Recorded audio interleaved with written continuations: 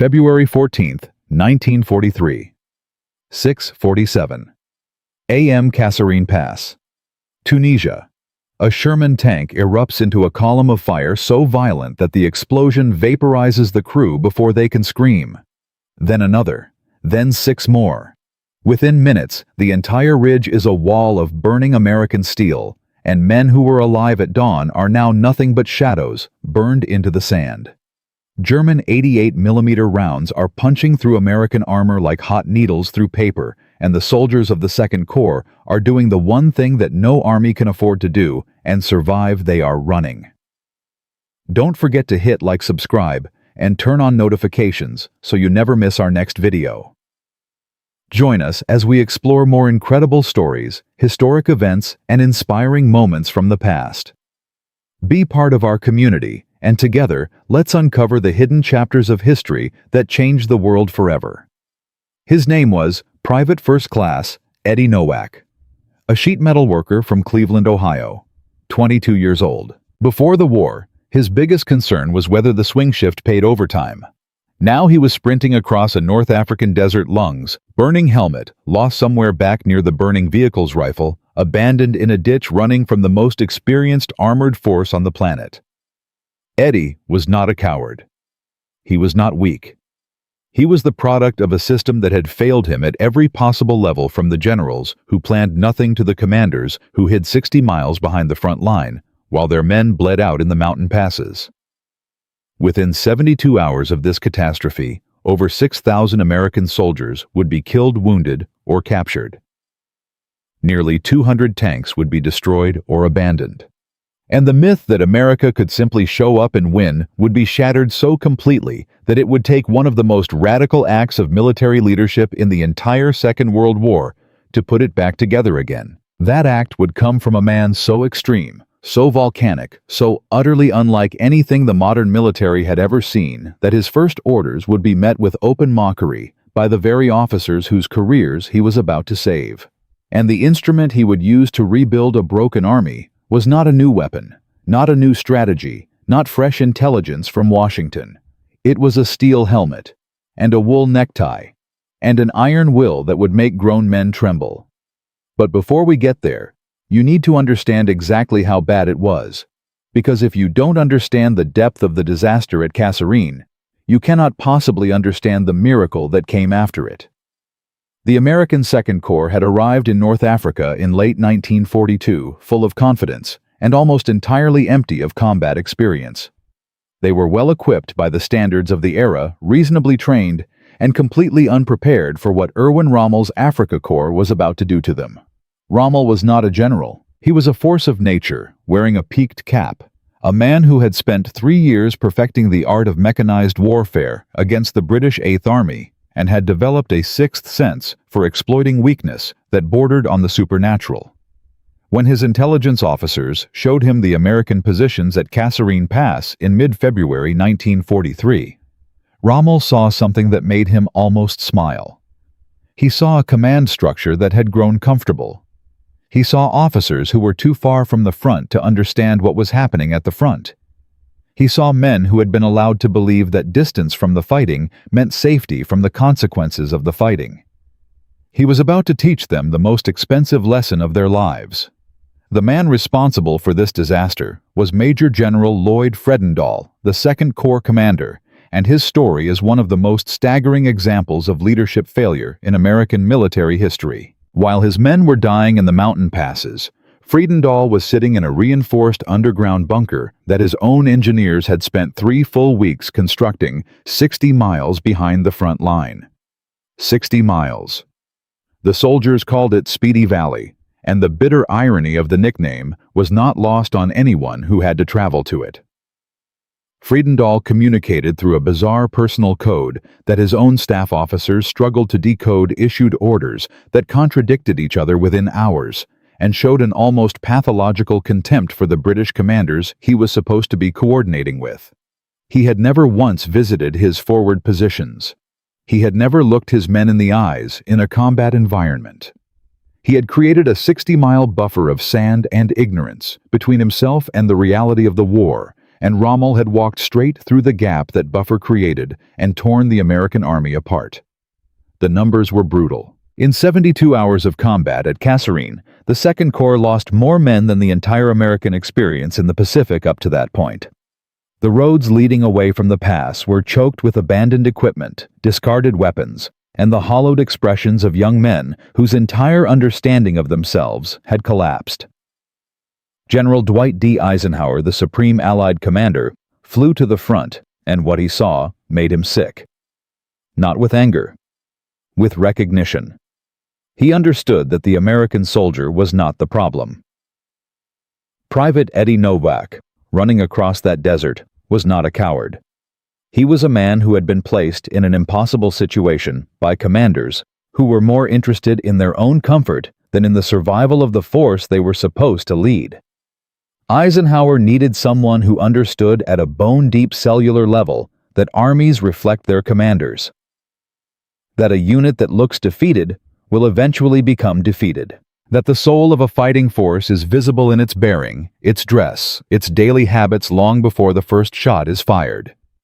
He needed someone who believed with the conviction of a religious fanatic that discipline was not a formality, but a survival mechanism. He needed George S. Patton, Jr.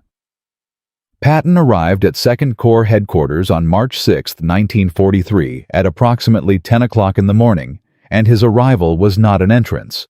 It was a detonation. His open-topped command car came screaming into the dusty encampment with sirens wailing and motorcycle outriders flanking it at speed, and Patton himself stood upright in the vehicle like a conquering Roman general, his uniform immaculate despite the swirling grit, his ivory-handled revolvers catching the harsh African sun, his eyes cold and scanning behind his goggles with the focused predatory intensity of a man who already knew exactly what he was going to destroy. Officers who had been lounging in sweaters looked up. Soldiers without helmets stared. The entire camp felt the atmospheric pressure change the moment he stepped out of that car, and every man within visual range instinctively straightened his spine before he had consciously decided to do so. That reaction was not accidental. It was the entire point. What Patton saw in those first 60 seconds confirmed everything he had expected and feared. Officers in civilian-style sweaters. Men wandering between tents without helmets. A general looseness, a softness, a rear echelon comfort that radiated from every corner of the encampment like heat from the sand.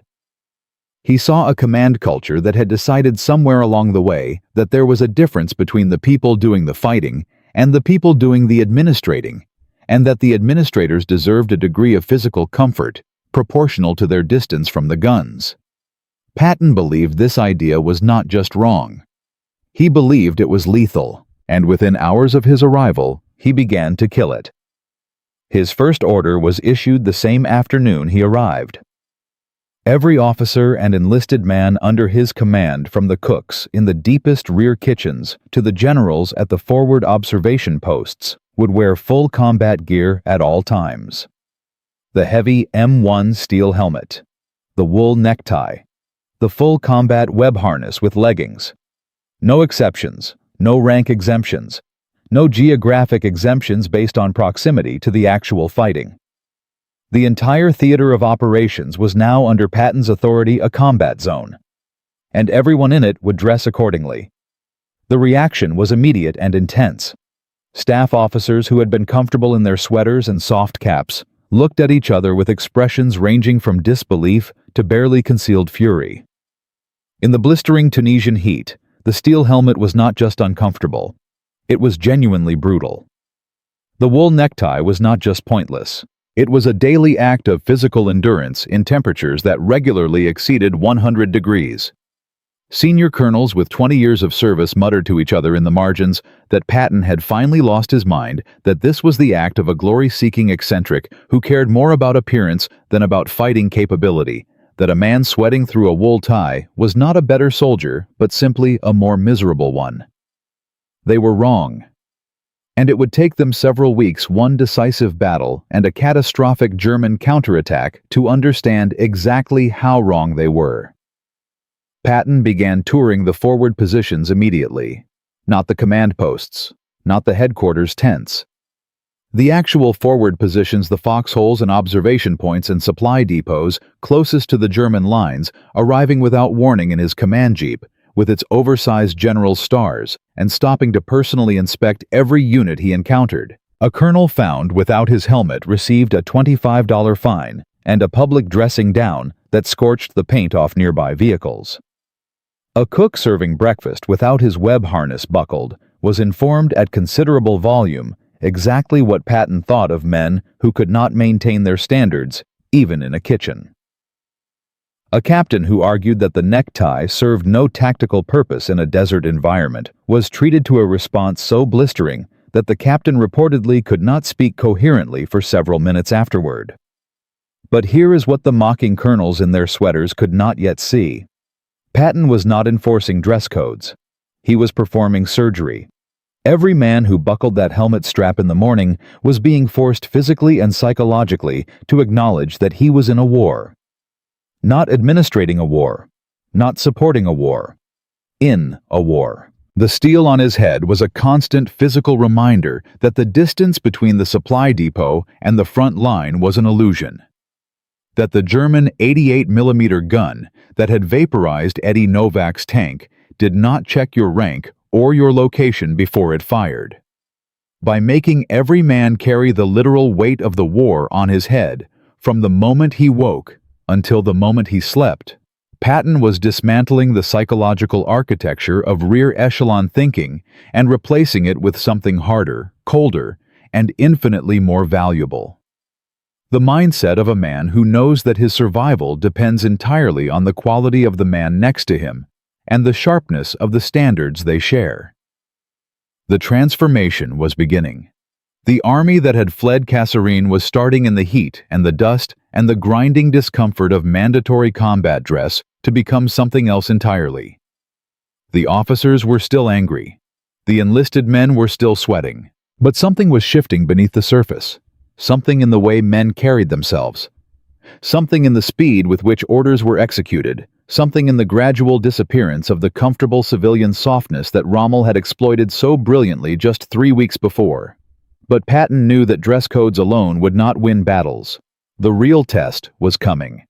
And it would come from the same armored force that had shattered the Americans at Kasserine, reassembled, resupplied, and hungry for a second humiliation. The 10th Panzer Division was moving again. And in a valley near a place called El Gueter, the reborn 2nd Corps was about to find out whether Patton's iron medicine had worked, or whether it had all been the vanity of a brilliant madman who had dressed a broken army in steel helmets and sent it back into the same fire that had already burned it once. In Part 2, we go to El Gueter. We go to the moment the panzers came over the ridge, and we find out whether Private Eddie Novak's army was ready to stop running. In the dust of North Africa, a broken army had been handed to the most volcanic commander in the American military. George S. Patton, Jr. had arrived at 2nd Corps headquarters like a detonation issued an order that made every officer in Tunisia grind their teeth in fury and begun the brutal process of rebuilding a force that had been psychologically shattered at Kasserine Pass.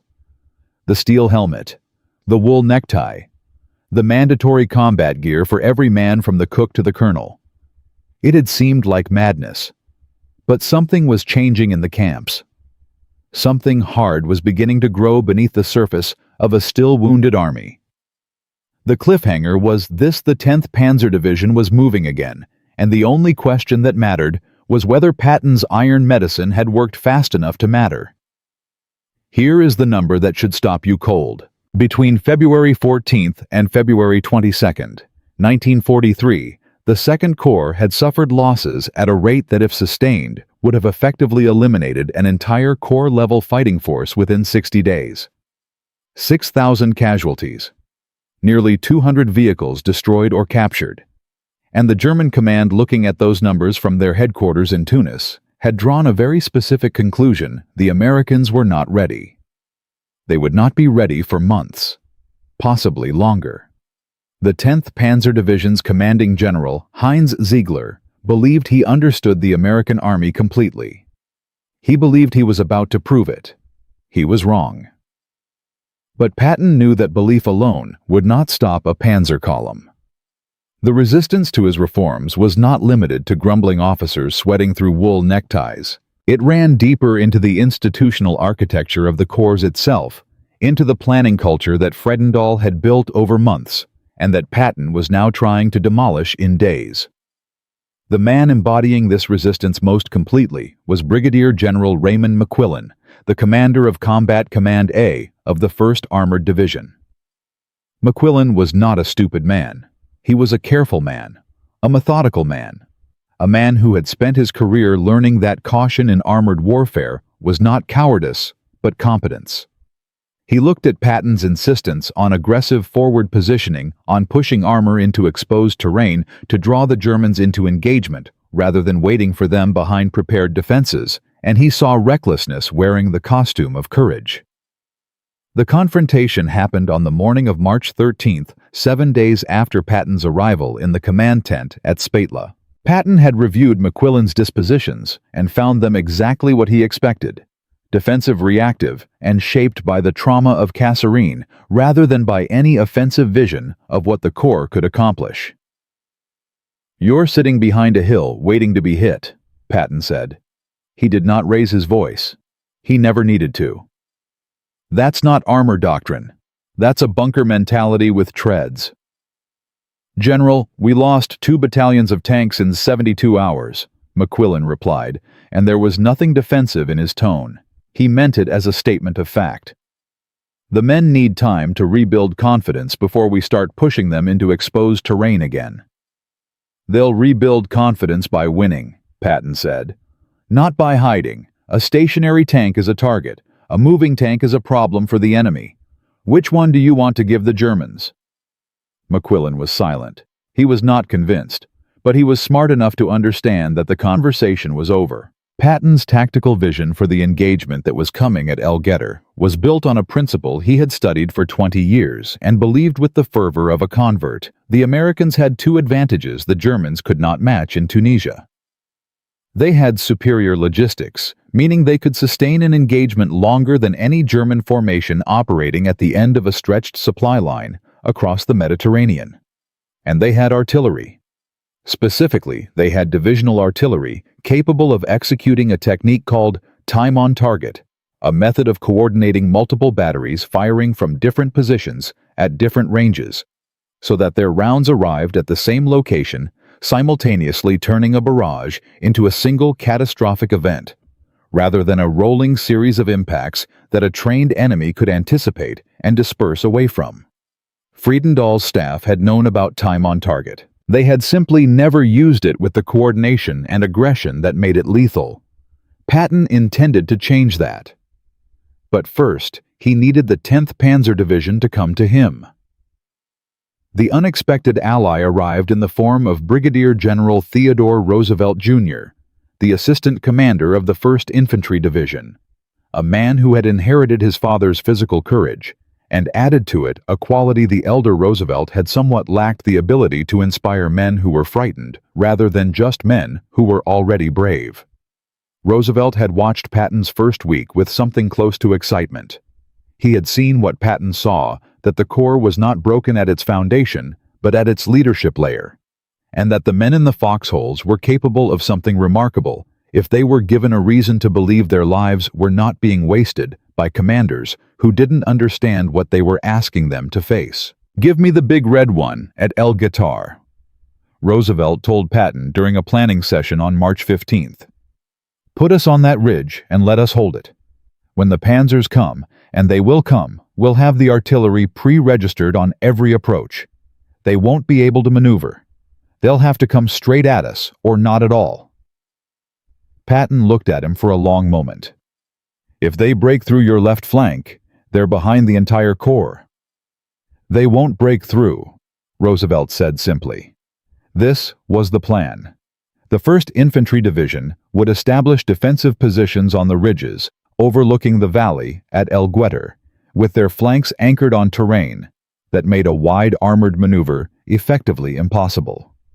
The artillery would be pre-registered, every gun already zeroed to coordinates across every axis of German advance. And when the 10th Panzer came, as the intelligence officers confirmed they would on the morning of March 23rd, the 2nd Corps would not run. It would detonate. March 23rd, 1943. 6:15 a.m.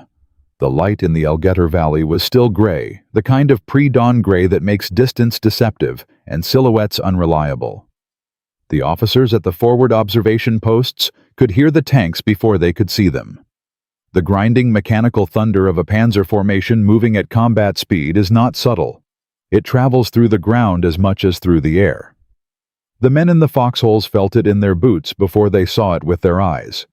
And then the sun came over the eastern ridge and the valley below was full of German armor. Approximately 50 tanks, Mark III and Mark IV panzers with supporting infantry riding half-tracks. The 10th Panzer Division, the same force that had torn the 2nd Corps apart at Kasserine 5 weeks earlier, rolling toward American positions with the confidence of a formation that had done this before and expected to do it again. What happened in the next 47 minutes was not a battle in any sense the Germans had anticipated. The first wave of American artillery hit at 6:22.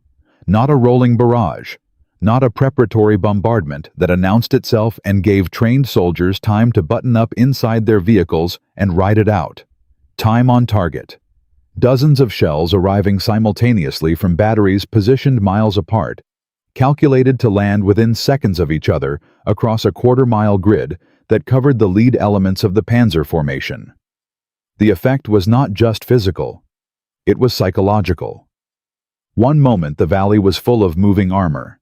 The next moment, a section of that valley simply ceased to function as a battlefield and became instead a killing ground with tanks stopped burning or reversing, in the sudden catastrophic realization that the geometry of the attack had been anticipated to a degree that should have been impossible. The German infantry, dismounting to push through the confusion, ran into the 1st Infantry Division's prepared positions on the ridges and found something they had not encountered at Kasserine.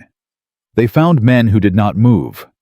Men lying flat in their foxholes, helmets down gear, buckled rifles aimed, waiting with a patience that was not natural, but trained, not instinctive, but imposed through 3 weeks of Patton's grinding, relentless, infuriating discipline. These were men who had been made physically uncomfortable every day for 21 days.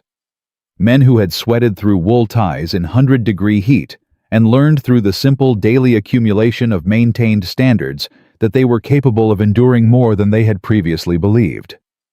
That knowledge that physical confidence built from something as apparently trivial as wearing a helmet every day without exception was the difference between holding the ridge and losing it. By 7:09 a.m. the 10th Panzer's first assault had been broken. 32 German vehicles were destroyed or disabled in the valley floor. American casualties were significant, but the line held.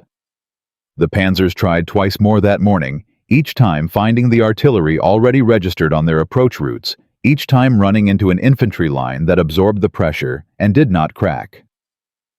By noon, the German commander had made the decision that Patton had been engineering from the moment he stepped out of his command car at 2nd Corps headquarters. The 10th Panzer Division withdrew. For the first time in the North African campaign, American infantry had stood in prepared positions and broken a full German armored assault without giving ground. The numbers were stark. Before March 23rd, the 2nd Corps had a 0% record of holding against concentrated German armored attack. After March 23rd, that number was 100%. The transformation was not theoretical. It was written in burned-out German steel on the valley floor at Elgeter. Patton watched from a forward observation post in full combat gear, binoculars fixed on the valley, and said nothing for a long time after the last German tank disappeared behind the far ridge. Then he turned to the officer beside him and said, "Get word to every division commander. We move north tomorrow. No defensive posturing. We push." The order was received across the Corps with an emotion that would have been unrecognizable 3 weeks earlier. Not fear, not resentment. Something harder and more useful. Confidence. The kind that could only be built by standing in a trench while a panzer column came at you and discovering that you did not run. The reborn 2nd Corps began moving toward the Tunisian coastal plain, toward Bizerte, toward the final destruction of Axis power in North Africa. The logistics of pushing that many men forward that quickly created immediate pressure on supply lines. Units that had been stationary in defensive positions for weeks needed fuel ammunition and replacements integrated at a pace that Friedendall's system had never been designed to support. Patton fixed this the same way he fixed everything personally.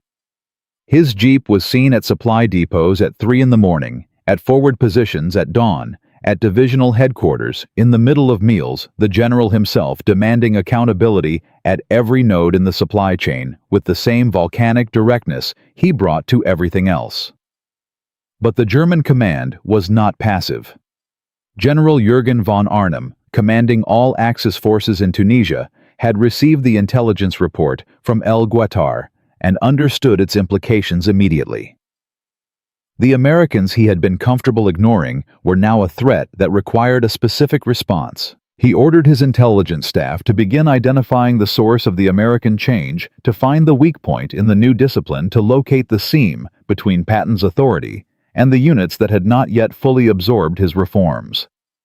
He also did something that nobody in the Second Corps headquarters had anticipated. He sent a message not to his own commanders, but laterally through back channels to German intelligence assets still operating in the Tunisian civilian population. He wanted to know everything about the man called Old Blood and Guts, his habits, his schedule, his route between headquarters and the forward positions he visited daily in his identifiable command jeep with the oversized general's stars. And in the hills above the road that Patton traveled every morning at approximately the same hour, a German artillery battery quietly registered its guns on the most predictable stretch of that route and waited. The war that the Second Corps thought was turning in their favor was about to become something far more dangerous, because the enemy who had underestimated the Americans at El Guettar was now paying very close attention to the one man responsible for everything that had changed. In Part 3, the hunter becomes the hunted. And the question will not be whether Patton's army can win. The question will be whether Patton himself survives long enough to see it. The Second Corps had done the impossible. A broken, demoralized force, shattered at Kasserine Pass in February 1943, had been rebuilt in 3 weeks by one man's volcanic will, and a set of orders so simple they seemed almost insulting. Wear your helmet, buckle your gear, stand straight, act like a soldier. And at El Guettar on March 23rd, that rebuilt army had stopped the 10th Panzer Division cold, broken their assault, and sent them retreating across a valley floor littered with burning German steel. The cliffhanger was that this General von Arnim had taken notice. German intelligence had begun mapping Patton's daily route. And somewhere in the hills above that road, artillery was waiting. Now the question was no longer whether the Second Corps could fight. The question was whether the man who made them capable of fighting would survive long enough to finish the job. Von Arnim's intelligence report, compiled in the 48 hours after El Guettar landed on his desk, like a professional insult. His analysts had gone back through the engagement data and identified something that should have been impossible given what they knew about American command culture 3 weeks prior. The American artillery had not just been accurate, it had been coordinated to a standard that German gunners trained for years to achieve.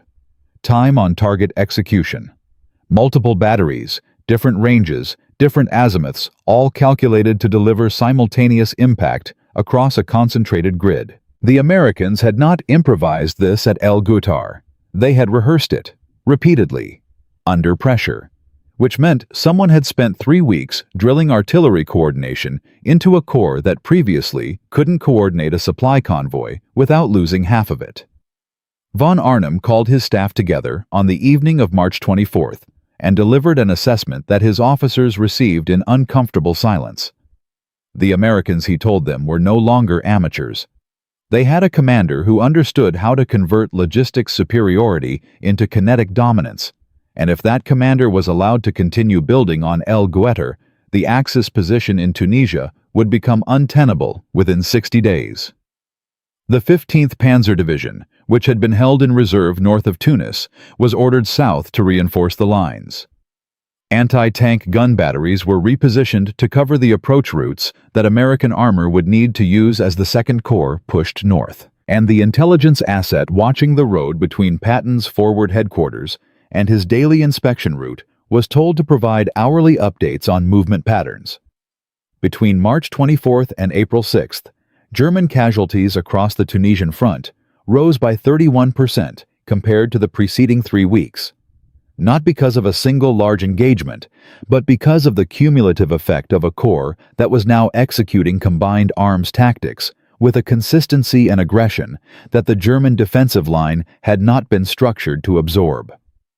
American tank crews who had survived Kasserine by running were now using terrain the way their training manuals had always said, to use it moving between covered positions, suppressing anti-tank guns with artillery, before advancing maintaining formation discipline under fire that would have caused the pre-Patton II Corps to scatter. The Germans noticed. More importantly, they started losing equipment at a rate their logistics chain across the Mediterranean could not sustain indefinitely. But this was not the only pressure building inside the Second Corps. The rapid northward advance that Patton had ordered was creating friction at the divisional level that threatened to undermine the momentum El Getter had generated.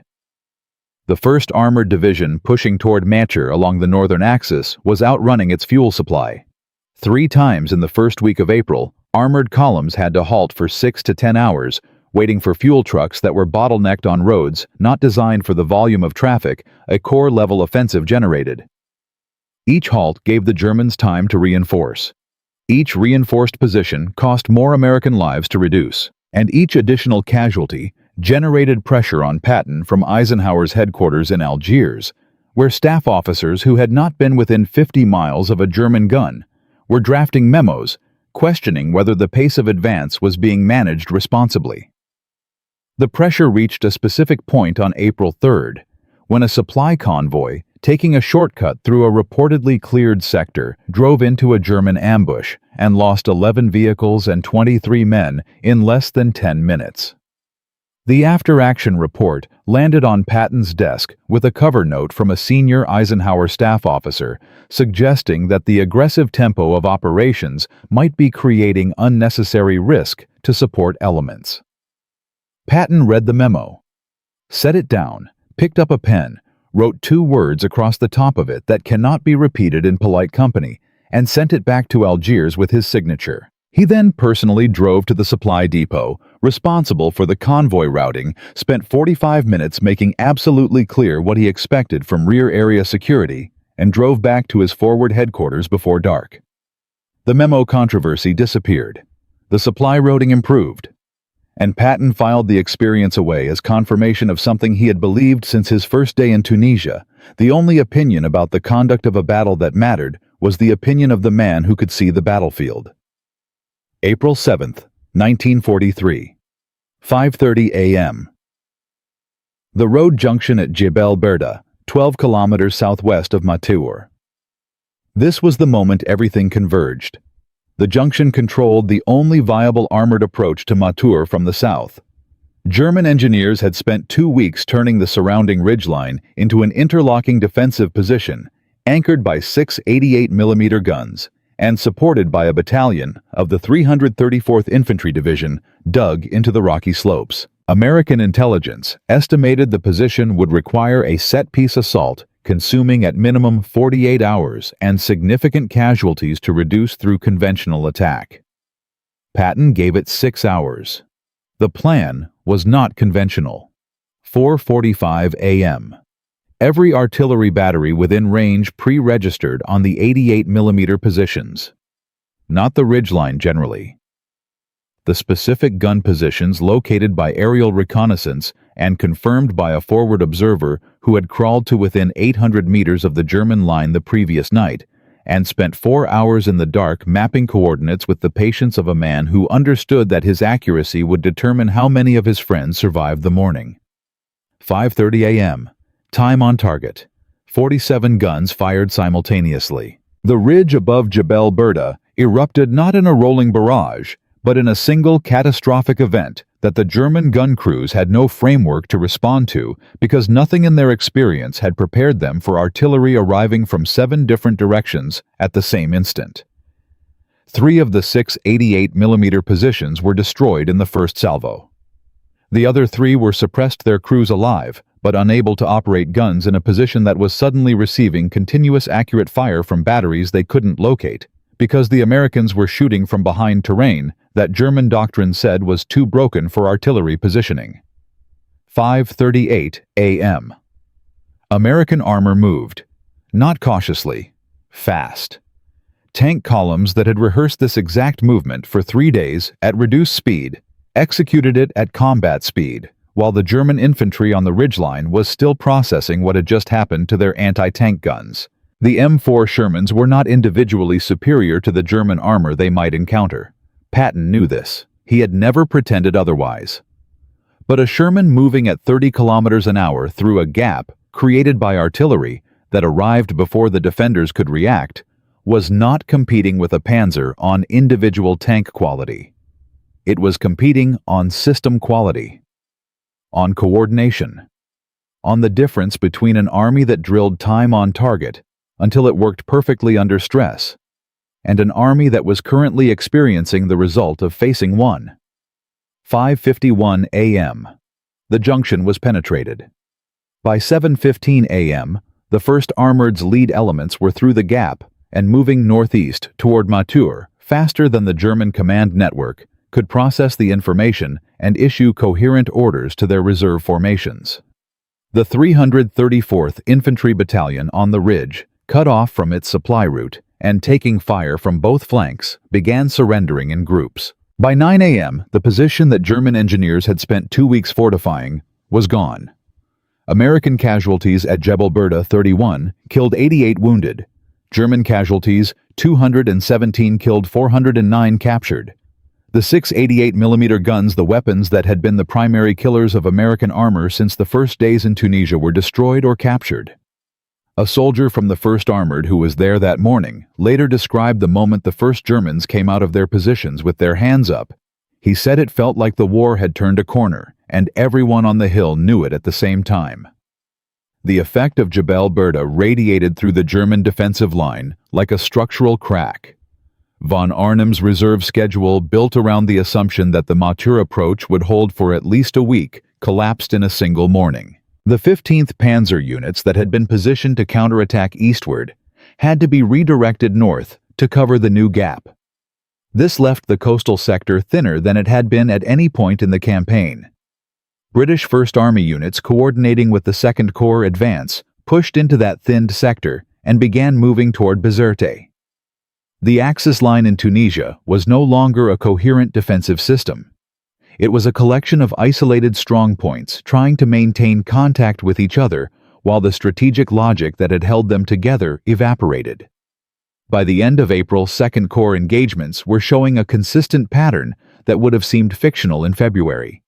American units were initiating contact, fixing German formations with infantry and suppressing fire, enveloping with armor, and extracting from the engagement before German reserves could close the gap. The kill ratio in armored engagements had shifted from approximately 1 American vehicle lost for every German vehicle destroyed at Kasserine to 3 German vehicles for every American loss in the final weeks of the Tunisian campaign.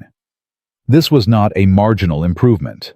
It was a transformation so complete that German after-action reports began using language that their commanders had previously reserved exclusively for describing engagements with British veterans of the 8th Army. On May 7, 1943, Bizerte fell to the 2nd Corps. On May 13, the last organized Axis resistance in North Africa collapsed. 250,000 German and Italian soldiers went into captivity, the largest Axis surrender of the entire war to that point. The Africa Corps. The force that had been the most feared armored formation in the world 18 months earlier ceased to exist as a fighting unit. Patton was not there to see the final surrender. He had already been pulled from Tunisia and given a new assignment, a larger stage, a harder problem. The army he had built in 3 weeks in the Tunisian dust was now someone else's instrument. But the question of what happened to the man himself, what the cost of being Patton actually was, what he sacrificed, and what it ultimately meant. That story has one more chapter, and it is the chapter that most people who know the broad outline of his legend have never actually heard. In Part 4, we find out what victory costs the man who wins it. From a shattered army fleeing across the Kasserine Desert, to a disciplined killing machine that broke the 10th Panzer Division at El Gueter and tore through the German defensive line at Jebel Burda. The story of Patton and the Second Corps is one of the most complete organizational resurrections in military history. 3 weeks, 1 man, a steel helmet and a wool necktie, and 250,000 Axis soldiers in captivity by May 13, 1943. The cliffhanger was this: what happened to the man who made all of it possible? Because the story of George S. Patton Jr. does not end with victory in Tunisia. It ends with something far more complicated, far more human, and far more instructive than a simple triumph. This story has a twist that most people who know his name have never fully reckoned with. Because success at the level Patton achieved, it almost always comes attached to a price that the history books tend to quietly omit. Patton left Tunisia before the final German surrender. He was already being moved to the next problem, the invasion of Sicily. Operation Husky planned for July 1943. He handed the Second Corps to Omar Bradley, watched his rebuilt army march north toward Bizerti without him, and focused his volcanic energy on the next campaign. Sicily went brilliantly in military terms. The 7th Army under Patton's command raced across the island with the same aggressive momentum he had installed in Tunisia, covering ground that his British counterparts had estimated would take weeks in a matter of days. He was at the absolute peak of his operational effectiveness. And then he walked into a field hospital on August 3, 1943, and slapped a soldier he believed was faking psychological trauma, and the machinery of his own legend began to grind against him in ways that German armor never could. The slapping incident in which Patton struck Private Paul Bennett, who was suffering from what would now be diagnosed as severe combat stress disorder, became a newspaper story in November 1943 and nearly ended his career entirely. Eisenhower considered relieving him permanently. The American press, which had celebrated him as the embodiment of aggressive American power, turned on him with a ferocity that matched his own temperament. He was benched for nearly a year, sidelined during the Italian campaign used as a decoy in the elaborate deception operation designed to convince the Germans that the D-Day invasion would land at Pas-de-Calais rather than Normandy. The man who had rebuilt an army in 3 weeks, spent 12 months watching other men fight a war he believed he could have shortened by months. He sat in England commanding a phantom army group that existed primarily as a prop in an intelligence operation, and the silence cost him in ways that were visible to anyone who spent time near him during that period. His aide recorded in a diary that Patton aged a decade in those 12 months, that he would sit in the evenings reading about battles he should have been fighting and say nothing, which for Patton was the most alarming thing of all. He returned to active command for the Normandy breakout in August 1944 with the Third Army and confirmed everything Tunisia had suggested about what he could do when given the latitude to operate. The Third Army's advance across France was the fastest sustained armored movement in military history to that point, covering more ground in less time than any comparable force on either side of the war. But the controversy followed him. The arguments with Montgomery, the fuel allocation disputes, the press incidents. Patton was simultaneously the most effective operational commander the American Army possessed, and the most politically difficult general in the entire Allied coalition to manage. Eisenhower needed him and was perpetually exhausted by him in roughly equal measure. He died on December 21, 1945, 12 days after a road accident near Mannheim, Germany, in which his staff car was struck by an army truck. He never returned to the United States. He never gave the victory speech he had rehearsed in his mind for decades. He died in a hospital bed in Heidelberg at age 60, talking quietly with his wife Beatrice, who had flown to Germany when she learned how serious his injuries were. The man who had driven through artillery barrages to personally inspect foxholes, who had stood at forward observation posts, watching tank battles with binoculars, who had been targeted by German intelligence in Tunisia, and survived every deliberate attempt to kill him, was killed by a low-speed collision on a peaceful road in a defeated country. The irony was so complete that it felt almost scripted. And the army he had spent his life building marched in his funeral without him at its head, which was the only place he had ever truly belonged. But the legacy he left behind was not measured in the tributes paid at his funeral. It was measured in what the army he transformed went on to become. The doctrinal principles that Patton demonstrated in Tunisia, the integration of artillery, armor, and infantry under a unified offensive philosophy, the insistence on discipline as a combat multiplier rather than a bureaucratic requirement, the time-on-target artillery coordination that turned the valley at Jebel Burda into a killing ground in under 10 minutes became the foundational architecture of American combined arms doctrine for the next 50 years. Every armored operation the United States Army conducted from Korea through Vietnam through Desert Storm in 1991 was built on principles that Patton had proven in the Tunisian desert in the spring of 1943. The Gulf War's famous 100-hour ground campaign, in which coalition forces destroyed the Iraqi Republican Guard faster than any comparable force in history, was executed by commanders who had studied Patton's Tunisia and Sicily campaigns in professional military education courses at Fort Leavenworth and Fort Knox. General Norman Schwarzkopf explicitly cited Patton's operational methodology when briefing journalists after the war. The time-on-target technique. Alone. The artillery coordination method that Patton insisted his gunners master before El Guetar became standard American artillery doctrine and was credited by military historians with reducing American infantry casualties in coordinated assaults by an estimated 40% compared to pre-war methods. Applied across the hundreds of set-piece engagements the United States Army conducted between 1943 and 1991, that percentage represents a number of lives saved that is genuinely difficult to calculate, but certainly runs into the tens of thousands. The discipline doctrine. The principle that outward standards of bearing and appearance are not separate from, but directly causally connected to combat performance under stress, was institutionalized in the Army's training regulations and remained there unchanged in its essential logic for decades after his death. But the largest lesson Patton left behind was not tactical or technical. It was organizational. And it is the lesson most relevant to anyone watching this in 2025, whether they are interested in military history or in the far more common challenge of how a failing institution gets fixed before the failure becomes irreversible. Patton's Tunisia demonstrated something that runs counter to the instinct of almost every institutional leader who has ever been handed a broken organization. The instinct is to address the symptom, to find the specific tactical failure, the specific equipment gap, the specific training deficiency, and fix that particular thing while leaving the surrounding culture intact.